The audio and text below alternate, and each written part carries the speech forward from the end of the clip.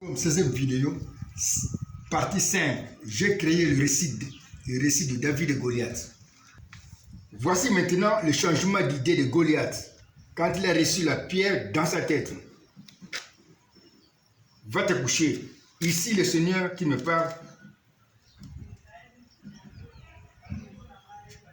Fais arrêter d'écrire. Je répète ceci.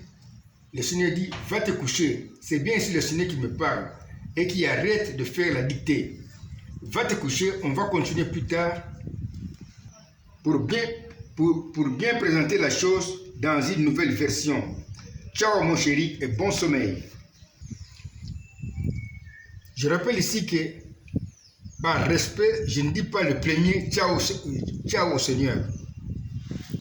C'est quand lui me dit ciao chéri que je peux aussi lui dire ciao chéri.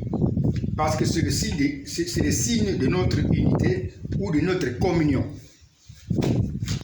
Comme j'avais sommeil, je me suis endormi. Et voici la suite de la dictée. C'est le Seigneur qui parle. Quand le géant Goliath a reçu une pierre dans sa tête, c'est alors qu'il s'est dit, cette fois-ci, c'est autre chose. Il a alors secoué brusquement sa tête de gauche à droite comme le ferait le chien qui veut se débarrasser de quelque chose pour se débarrasser de cette pierre en disant « Oh, cette fois-ci, c'est autre chose. » En tout cas, cette fois-ci, c'est autre chose. C'est autre chose. Goliath, qui était très orgueilleux, était en train de changer d'idée, de reconnaître qu'il est maintenant vincible, c'est-à-dire quelqu'un qu'on peut vaincre.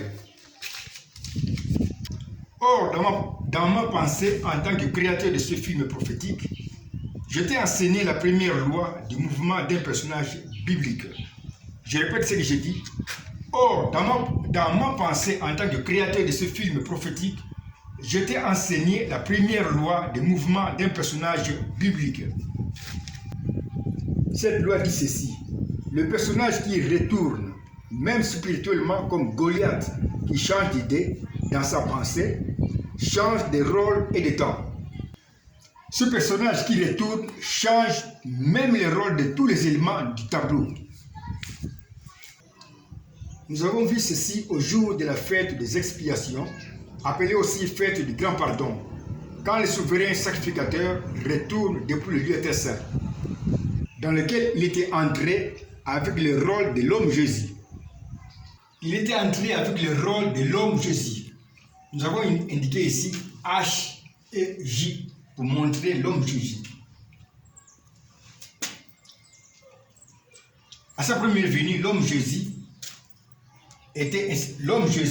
sera baptisé dans les eaux du Jourdain, qui sont représentées ici par le bassin d'eau, comme un sacrifice, avant d'être un sacrifice mort à l'autel du sang.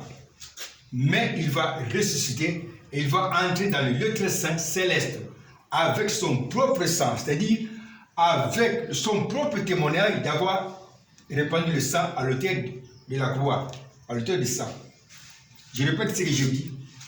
Quand le souverain sacrificateur entrait dans le lieu très saint, il était entré avec le rôle de l'homme Jésus, qui était un sacrifice qui était lavé dans les eaux du Jourdain comme un sacrifice. Il était un sacrifice qui devait mourir à l'autel de la croix, mais il va ressusciter comme le souverain sacrificateur qui va entrer dans le lieu très saint céleste avec son propre sang, c'est-à-dire avec son propre témoignage d'avoir été celui qui a répandu le sang à l'autel de la croix.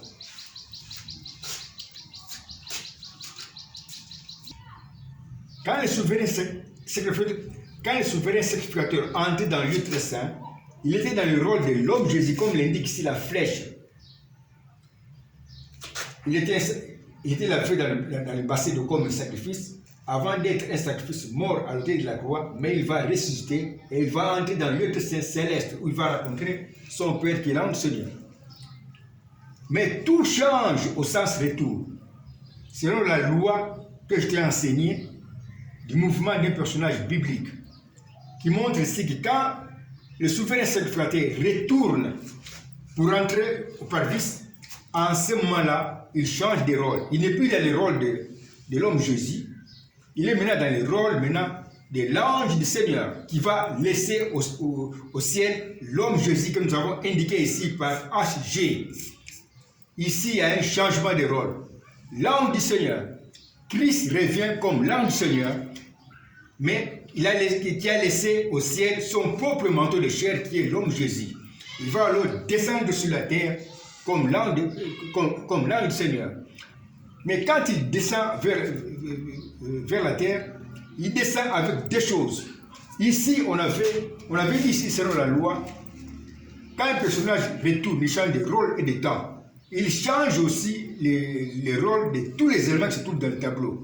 Ici, nous sommes maintenant au temps de la seconde venue du Messie. L'autel de sang ici n'est plus l'autel de sang. L'autel de sang devient maintenant un autel spirituel de jugement. Ou bien, je mets ici autel de jugement.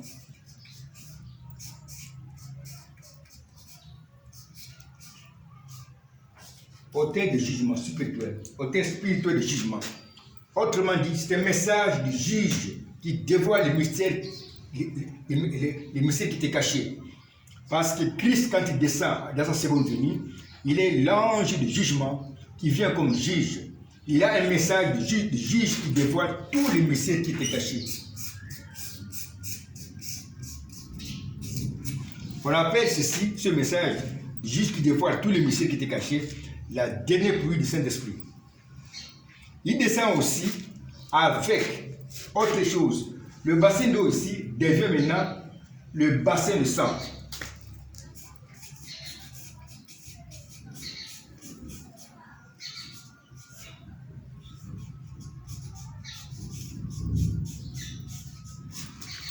Christ, dans sa seconde venue, descend aussi avec le bassin de sang qui représente seulement le message de grâce. Autrement dit, c'est la première pluie du Saint-Esprit. Donc, quand Christ descend dans sa seconde venue, il descend avec deux choses, avec les deux pluies qui tombent ensemble au temps de la seconde venue du Messie. Le souverain sacrificateur, quand il retourne, il est dans le rôle de l'ange Seigneur qui descend, de Christ qui descend, mais qui a laissé au ciel son propre manteau de chair qui est ici, l'homme Jésus que nous avons indiqué par le H et G. C'est le même Dieu, ce n'est pas deux personnes de la divinité, mais c'est le même Dieu qui s'est déployé pour faire descendre son ange et laisser au ciel son manteau de chair. C'est le même Dieu, c'est la même divinité qui s'est déployée. C'est ce que je t'avais enseigné depuis très longtemps. Christ, dans sa seconde venue, se déploie. Il laisse au ciel son manteau de chair et descend comme l'ange de jugement, qui a maintenant un double message. Une double onction. Il descend avec le message de grâce qui va accorder le grand pardon. C'est la première pluie du Saint-Esprit. Il descend aussi avec le message du juge, parce qu'il est juge. Le message du juge qui dévoile tous les mystères qui étaient cachés. Il appelle ceci la dernière pluie du Saint-Esprit.